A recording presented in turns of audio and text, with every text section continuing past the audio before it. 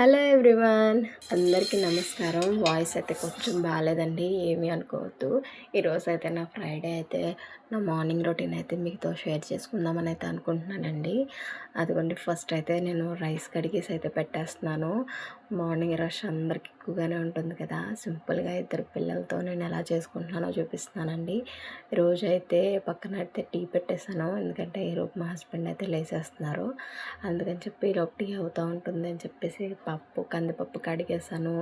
అలాగే పచ్చిమిర్చి, టమాటోలు, తోటకూర అయితే నిన్నే క్లీన్ చేసి పెట్టేసుకున్నానండి, ఎందుకంటే పని ఎక్కువగా ఉంటుంది అని చెప్పేసి ఈరోజైతే పప్పు తోటకూర అయితే వండేసాను. అలాగే ఇంకా బ్రేక్ఫాస్ట్ కింద కూడా నేను ఏం ప్రిపేర్ చేయలేదండి, ఎందుకంటే ఫ్రైడే అంటే తెలిసిందే కదా, కొంచెం క్లీనింగ్ వర్క్స్ ఎక్కువ ఉంటాయి, పూజ ఇవన్నీ ఉంటాయి.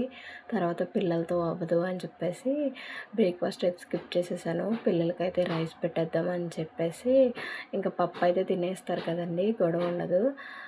ఇప్పుడైతే ఇదిగోండి, టీ అయితే మా హస్బెండ్కి నాకు అయితే గ్లాసెస్లో పోసేస్తున్నాను.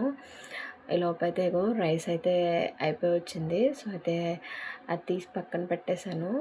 లోపు రైస్ అవుతూ ఉంటుంది, పక్కన కుక్కర్. టీ తాగి వచ్చినప్పటికీ రైస్ అయితే అయిపోయింది, వార్చేసాను.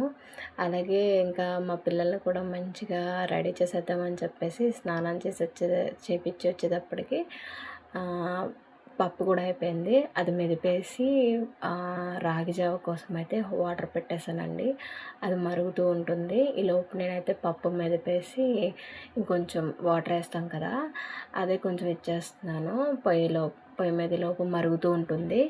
అలాగే దీని మీద అయితే నేను రాగి జావకి కావాల్సిన పిండి అయితే రాగి పిండి కలిపేసి పెట్టుకున్నాను. అలాగే తాలింపు వేయడానికి కావాల్సినవి శనగపప్పు, మినపప్పు, ఆవాలు, జీలకర్ర, ఎండుమిర్చి, కరివేపాకు అవన్నీ శుభ్రంగా ఒక దాంట్లో పెట్టేసుకున్నాను. లోపు లంచ్ బాక్స్లోకి అన్నీ పెట్టేస్తున్నానండి. బాక్స్ మూత పెట్టే ముందు అదే ఈలోపు చల్లారిపోతుందని చెప్పేసి అది ఈలోపు చల్లారుతుంది కదా, అందుకని బాక్స్ పెట్టేసి కలిపేసి అయితే మూతేసి అయితే పెడుతున్నాను. అలాగే మా పిల్లలకి మా హస్బెండ్ అయితే పెరగన్నం తింటానని చెప్పారండి, ఎందుకంటే బ్రేక్ఫాస్ట్ ఏమీ చేయలేదు కదా, అందుకని చెప్పేసి అదైతే ప్రిపేర్ చేస్తున్నాను. అందుకని అన్నము పెరుగేసి పెట్టేశాను. అలాగే లంచ్ బాక్స్ కూడా ప్రిపేర్ అయితే అయిపోయిందండి ఆల్మోస్ట్.